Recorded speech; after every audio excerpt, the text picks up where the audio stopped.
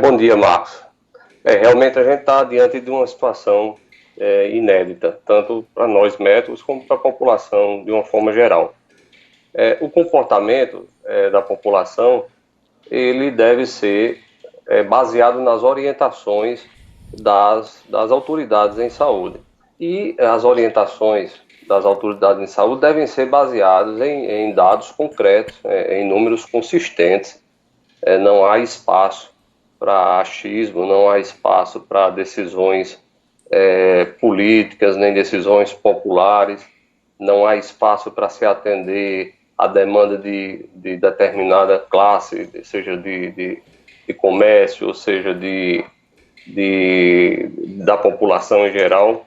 Então, as decisões têm que ser baseadas em dados técnicos, e esses dados técnicos eles têm que ser calculados de acordo com essa realidade recente que temos.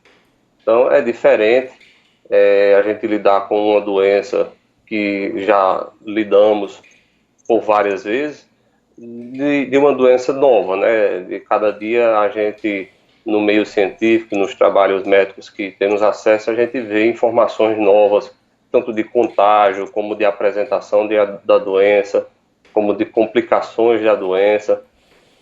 Então, nem para tanto, nem para tão pouco, né, Marcos?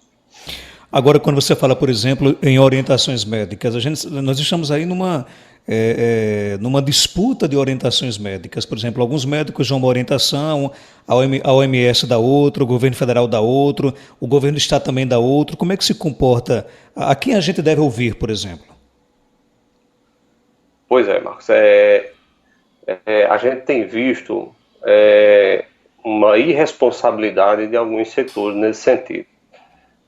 Não podemos, de forma nenhuma, negligenciar a doença, não podemos, de forma nenhuma, tratar a doença como uma doença normal, é uma doença que tem quadros importantes, mas também não podemos dissociar a doença, dissociar o estado de saúde da população da economia, né? Então, eu acho que o ministro que assumiu novo, o Dr. Tate, ele foi muito feliz em dizer que isso não são coisas diferentes, né? Eu tenho dados aqui, vou trazer para vocês, que mostram que há uma relação íntima entre economia e saúde, economia e mortalidade. Então, e tem que existir um equilíbrio e tem que existir bom senso. Você não pode ter uma mesma orientação para países desenvolvidos e subdesenvolvidos. Você não pode ter uma mesma orientação para países que estão com alto índice de contágio e países que não estão.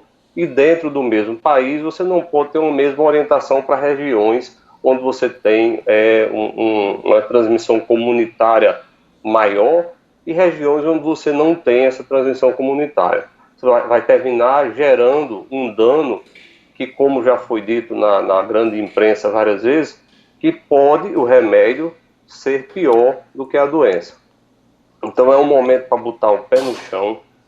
As pessoas têm que se despir das suas posições políticas, as pessoas têm que abrir a mente. Nós médicos temos que ter a humildade de sabermos que não temos conhecimento nenhum sobre o coronavírus ainda, sobre a Covid, que é a doença que o coronavírus causa, e absorver a maior quantidade de conhecimentos possível, absorver a maior quantidade de orientações possíveis, mas termos filtro.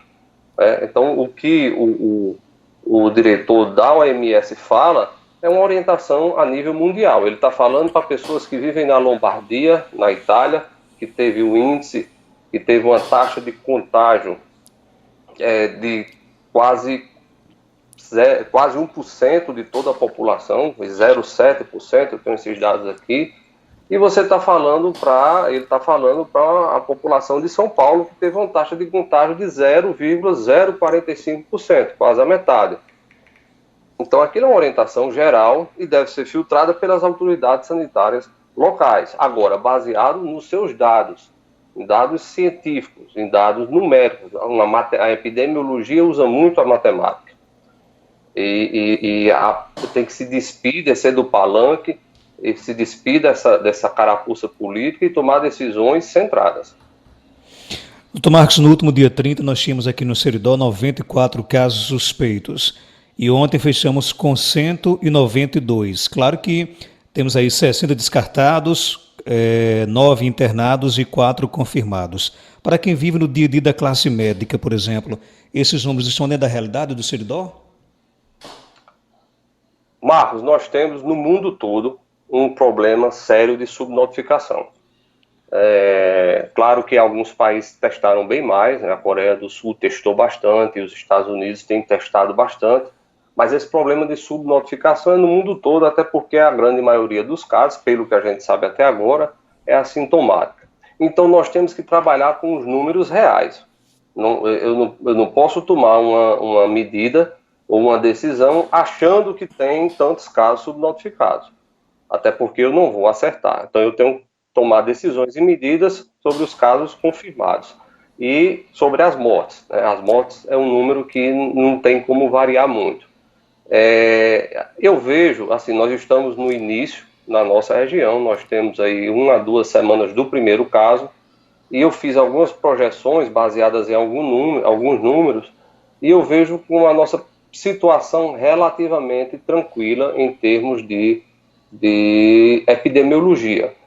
Claro que se aquela 1 ou 2 pessoas que morrem em determinada região for o pai, vai ser, né, Marcos, o pai de alguém, vai ser o marido de alguém, vai ser o avô de alguém, para aquela família foi um desastre, não foi tranquilo.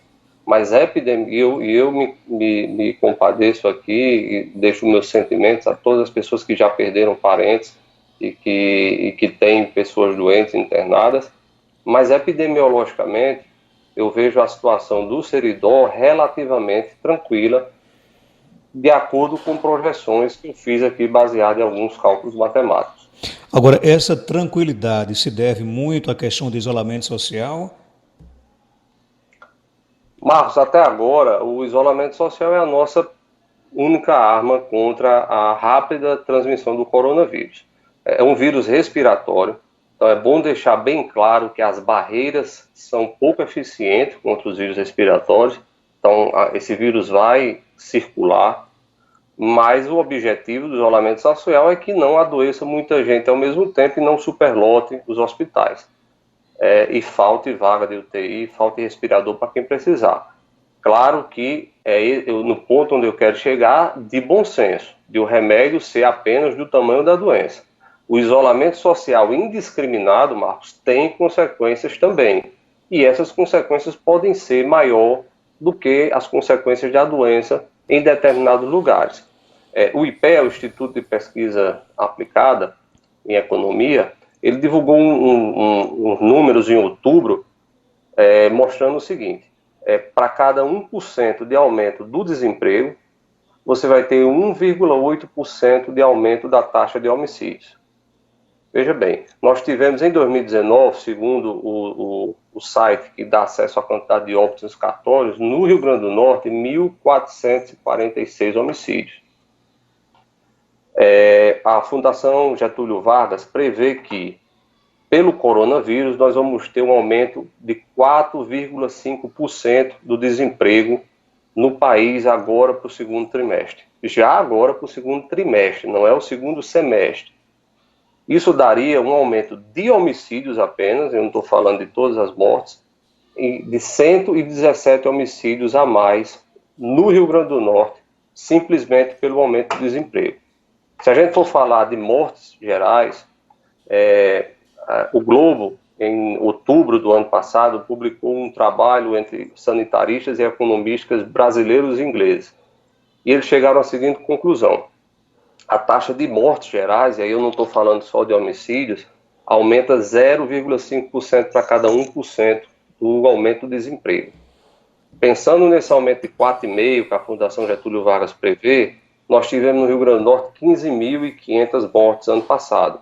Seria um aumento de 391 mortes esse ano só pelo aumento do desemprego. E a gente sabe que esse desemprego numa situação de pandemia, em parte se deve ao isolamento social, que é necessário. O que a gente não sabe ainda, Marcos, é a dose, o tempo, até quando, que nível de isolamento, se é vertical, se é horizontal. Então, é uma coisa nova, mas que a gente tem que ter esse conhecimento que o isolamento também vai ter consequências, e essas consequências são vidas humanas também, que fazem tanta falta a seus entes queridos, quanto as vidas humanas que vão ser perdidas pela Covid-19. Então você acha que, no caso, a conclamação para o isolamento social, ela aconteceu de forma antecipada? Por exemplo, o ideal seria a partir de agora? É difícil, Marcos, a gente estimar isso. Eu acho, uma opinião pessoal minha, que sim, né? A gente não tinha, aqui na nossa região, a gente não tinha casos perto da gente, confirmados, e o momento seria um pouco depois. Mas eu posso estar falando besteira aqui, a gente podia ter feito isso e hoje está passando por uma epidemia bem maior, por uma quantidade de casos bem maiores. É muito difícil a gente que está sentado aqui em casa ou no consultório criticar decisões de quem está lá com a vida da população na caneta, né, Marcos? Eu fiz algumas projeções para 12 semanas. Então, nós estamos em mais ou menos na segunda semana de doença, né, de caso no nosso seridó. Então, no Brasil, a gente tem dois cenários. É interessante que a quantidade de casos e a mortalidade no Brasil, que nós temos agora em março e abril, uma temperatura média de 20 a 27 graus, é bem menor do que nos países como Itália e Estados Unidos, que tem uma temperatura média de 5 a 9 graus. A gente já sabe, o coronavírus, ele se comporta de maneira semelhante a outros vírus respiratórios, então a temperatura, a pressão, elas influenciam na quantidade de tempo que o vírus sobrevive fora das nossas células. O vírus de RNA, como o coronavírus, ele tem necessidade da célula humana ou da célula de outro animal para se reproduzir. É interessante, por exemplo, nós temos em São Paulo, Marcos, em 12 semanas, nós tivemos 0,045% da população acometida. Se fizermos essa projeção aqui para o Seridó, que tem 310 mil habitantes, nós vamos ter 139 casos em 12 semanas. Então, nós estamos na primeira, segunda semana. E isso com uma taxa de aproximadamente 8 a 10 mortes. Se a gente piorar um pouquinho o nosso cenário e nos compararmos com o estado de Amazonas, que teve um índice de casos maior, 0,09, nós vamos ter em média 279 casos em 12 semanas no Rio Grande do Norte, no Seridó, com mais ou menos 18 a 21 mortes. Então é um número importante, como eu disse, uma morte já é importante, mas atende esse número de casos, é compatível, e esses casos nem todos vão ser internados, nem todos vão para o respirador, nem todos vão receber ventilação mecânica, é compatível com a nossa estrutura de saúde que nós já tínhamos e que está sendo disponibilizada pelos órgãos competentes. Essa projeção que você faz, no caso, é para a região do Seridó? A região do Seridó, né, para os nossos 310 mil habitantes do Seridó. Por que para a região do Seridó? Porque a região do Seridó foi centralizada o atendimento dos casos de Covid e aqui em Caicó. Para o Rio Grande do Norte, eu também nós temos aí uma projeção se a gente pegar a realidade de São Paulo, mais ou menos de 1.575 casos confirmados em 12 semanas e 122 mortes em 12 semanas. Se a gente piorar um pouquinho, for comparar com a realidade do Amazonas, nós vamos ter 238 mortes em 12 semanas no Rio Grande do Norte. Você fala 12 ou 2 semanas? 12 semanas. 12 semanas. Nós estamos com 6 semanas do primeiro caso no Rio Grande do Norte, né, e em 12 semanas nós teríamos 238 mortes, se a gente tiver um cenário parecido com o do Amazonas, que não é um cenário bom. quer dizer, bem longe dos 11 mil mortos que o senhor secretário de Saúde projetou, e eu fiz todos os cálculos matemáticos e peguei todos os modelos, inclusive peguei o modelo da Lombardia, que é aquela região do norte da Itália que teve uma quantidade de mortes enorme, foi a maior incidência de morte, 0,13%, mas não chega nos 11 mil casos. Então eu não sei realmente de onde o senhor secretário de Saúde, Cipriano, tirou esses dados para, em rede de televisão, divulgar e causar um certo pânico na população. Doutor Marcos Júlio, quando se fala em projeção, geralmente as pessoas acabam ficando, digamos assim, bastante preocupadas. Como é que se faz uma projeção e qual é a possibilidade dessa projeção realmente se confirmar?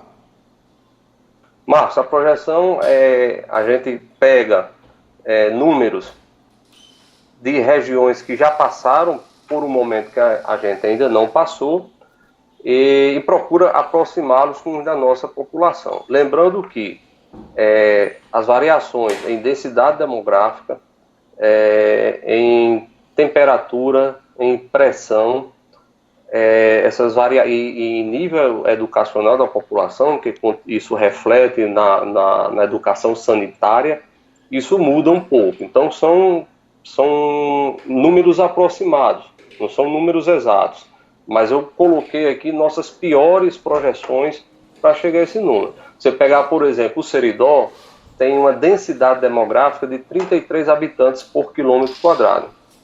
E São Paulo tem uma densidade demográfica de 184 habitantes por quilômetro quadrado. Então, há de se entender, e não precisa ser médico para isso, de que uma pessoa doente em São Paulo tem contato com mais gente e tem mais chance de disseminar para mais pessoas o vírus do que uma pessoa doente no Seridó. Então, quando a gente faz uma projeção usando um número, e lá também tem uma temperatura menor, que favorece a permanência do vírus no ambiente. Então, se você faz uma projeção com números desfavoráveis, você tem uma tendência de que seus números reais sejam melhores do que aqueles. Então, baseado nisso é que a gente chega, isso não já está disponível esses dados para qualquer pessoa, basta estudar um pouquinho, ser curioso, né? Eu não sou epidemiologista, sou gastroenterologista, mas sou um curioso, gosto de ler, gosto de estudar, a gente chega com muita tranquilidade a esses números. Para que essas projeções não se confirmem, o que é que depende? No caso, a população tem que fazer a sua parte, e o que é que pode ser feito? A população tem que fazer a sua parte, Marcos. A transmissão é entre pessoas, né? Então, se o indivíduo que tem o vírus não transmitir, não disseminar, o vírus a doença não vai se propagar. Então tem que lembrar que a grande maioria das pessoas é assintomática. E uma outra grande maioria é oligossintomática, ou seja, tem poucos sintomas. Alguns não têm, outros têm poucos.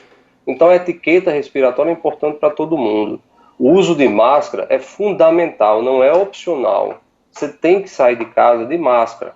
Agora, Marcos, não adianta colocar máscara e ficar pegando na máscara. Eu vejo muito isso na rua, o pessoal de máscara, de vez em quando pega a mãozinha e mexe na máscara. Ora, se você está com o vírus na mão, você está levando o vírus para o seu rosto. Tem que lavar as mãos, tem que usar álcool em gel. E importante, pessoal, se você chegou em casa da rua, você pode trazer na sua roupa, você pode trazer no seu calçado, você pode trazer nas suas mãos o vírus.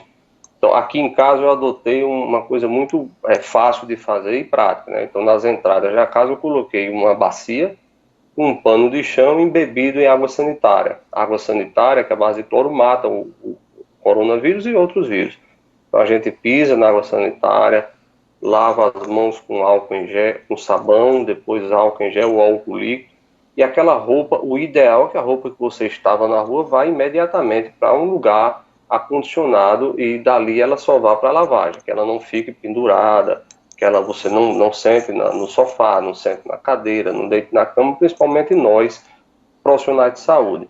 Mas na rua a população tem que perder o hábito de estar mexendo na máscara, de estar subindo a máscara, de estar baixando a máscara, de estar afastando a máscara com as mãos. A máscara deve ser colocada e retirada pelas extremidades, pelos elásticos, e não precisa mexer. Colocou, você vai mexer para retirar. Isso tendo lavado as mãos ou higienizado com álcool em gel antes. Em relação ao isolamento social, Marcos, levando em conta esse prejuízo da economia que a gente também pode ter, a perca de vidas por isso, lembrando que o principal fator que esse trabalho trouxe para o aumento da mortalidade com desemprego foi o estresse, ocasionando mais doenças, principalmente as cardiovasculares. Então, eu acho importante, assim, a minha visão, e eu não sou autoridade em saúde, eu não tenho nenhum cargo que me faça determinar essas coisas, mas a minha visão é que o isolamento social deve ser mantido para quem pode mantê-lo.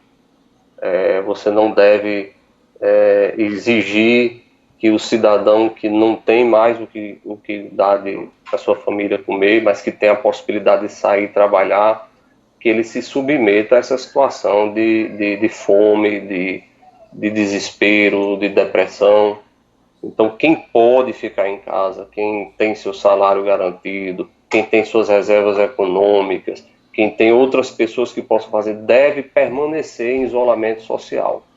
Quem não pode, deve, respeitando o que determinam as autoridades sanitárias, ir trabalhar, se for possível, mas com todos os cuidados, Marcos, com máscara, lavando as mãos, evitar pegar nas coisas sem necessidade, evitar tocar as pessoas, ter etiqueta respiratória para que a gente passe por isso da melhor maneira possível.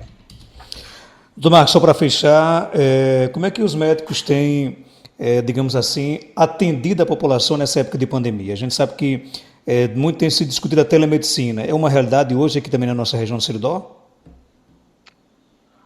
Marcos, ainda não, né? A gente tem atendido com muito cuidado. Eu, pessoalmente, sou de um grupo de altíssimo risco. A endoscopia digestiva, a gente manipula, entra em contato com secreções do paciente. Para você ter ideia, em Milão, na Itália, todos os endoscopistas tiveram Covid-19. Então, a SOBE da Sociedade Brasileira de Endoscopia Digestiva nos mandou determinações para aumentar os cuidados, e nós estamos seguindo esses protocolos com o uso mais constante de EPIs, a troca mais frequente desses EPIs, o espaçamento entre os pacientes, a limpeza da sala completamente entre cada paciente, para que nem a gente pegue, nem a gente faça com que nossos pacientes transmitam entre si. A gente também está deixando as janelas da recepção da clínica aberta, espaçamos assentos da recepção, na sala de recuperação de endoscopia também janelas abertas e 1 ou 2 pacientes por vez, para que a gente evite o máximo, mas nós não podemos parar de atender. Nós temos uma frequência de 2 ou 3 diagnósticos de câncer aqui na nossa cidade, que eu faço lá na endoscopia por mês. Esses pacientes não podem ficar sem diagnóstico. Os pacientes cirróticos que eu acompanho são imunodeprimidos, eles têm complicações, eles não podem ir para o hospital. Então a gente tem que manter esse atendimento. A telemedicina é uma realidade que vai chegar, ela está sendo normatizada. Houve agora uma liberação parcial, Marcos, para o uso durante a epidemia, mas vai haver uma normatização após a epidemia. E o governo federal o presidente Jair Bolsonaro modificou, porque o Congresso dizia que o Conselho Federal de Medicina ia normatizar e o presidente vetou. Ele determinou de que uma lei federal normatizasse isso.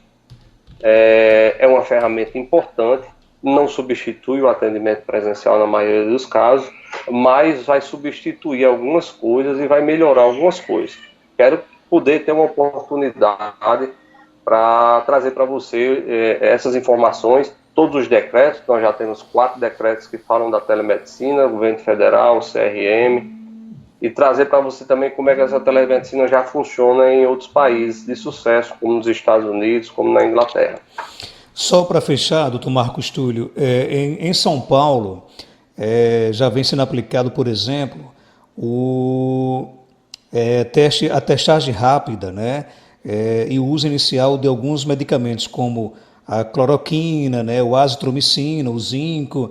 E o senhor defende, por exemplo, que de repente isso possa se estender a todo o Brasil, ou seja, a testagem inicial de qualquer paciente que chegue com sintomas no hospital seria interessante, na sua opinião, e também usa esses medicamentos? Marcos, seria o cenário ideal. O cenário ideal é que não só os pacientes, mas que a gente tivesse teste em massa mesmo. Até porque, apesar de que a gente não tem certeza ainda de que a doença confere imunidade, mas provavelmente sim, que todas as outras, a maioria das viroses respiratórias conferem imunidade, mas seria a testagem em massa, né? Na rua, drive-thru de testagem, como a Coreia do Sul fez, para saber quem tem. E o paciente que chega com sintomas também fosse testado e tratado. Existe um ditado da medicina que a gente diz assim: quando tem muito remédio para a mesma doença, é porque nenhum presta. E é o que a gente está vivendo atualmente com a Covid-19. Então, tem a azitromicina. A azitromicina, na verdade, ela melhora o clearance pulmonar das outras. Então, tem a hidroxicloroquina, tem o zinco, estão testando testaram a ivermectina, testaram o Remdesivir, que é um antiviral, estão testando antiparasitários, o Anita. Então, assim, tem testes com heparina. O ideal, mas nada bom ainda, sabe, Marcos? Mas o ideal é que todos pudessem ser testados e os pacientes que fossem positivos recebessem o tratamento que já está sendo empregado e que não tivesse risco de morte, claro, né? Um tratamento seguro. Os estudos têm mostrado que todos esses tratamentos, inclusive a hidroxicloroquina, ela é mais eficiente se é dada no início dos sintomas, antes que o paciente fique grave. E aqui, no Hospital Regional, a gente já tem disponível hidroxicloroquina e já foi administrado a alguns pacientes graves. Eu não sei bem o resultado e tudo, eu não faço parte da equipe, mas converso com colegas e aparentemente nós tivemos algum êxito. A Anvisa, isso porque a Anvisa já liberou para pacientes graves e depois liberou para os outros pacientes. Mas ainda estamos na esperança de uma droga boa, Marcos. E quando aparecer uma droga boa, vai ser só ela. Quando disser assim, o tratamento do Covid é com droga X e não com várias drogas, você pode ter certeza que é porque essa droga é boa para essa doença. Quero aqui agradecer a sua participação. Algo mais a acrescentar? Pode ficar à vontade. Eu que agradeço, Marcos. É sempre um prazer. É um programa sério, você sabe que eu sou seu ouvinte. E acho que levar a informação com responsabilidade para a população é também um dever de nós que fazemos a medicina. A mensagem que eu queria deixar no final é que esse momento dessa epidemia que estamos vivendo sirva para a gente nos tornarmos mais humanos, respeitarmos mais a situação do próximo, aprendermos a nos colocar no lugar do próximo. Cada um tem uma realidade, cada um tem uma história, cada um sabe onde o sapato faz calo. Orar, rezar por todo mundo que está doente, por cada família que está hoje com um paciente no hospital, na UTI, essa doença horrível, e que isso passe logo, que a gente tenha de volta nossos dias normais, convivendo com nossos amigos, nossa família, nosso trabalho. É isso que eu quero deixar aqui de mensagem hoje.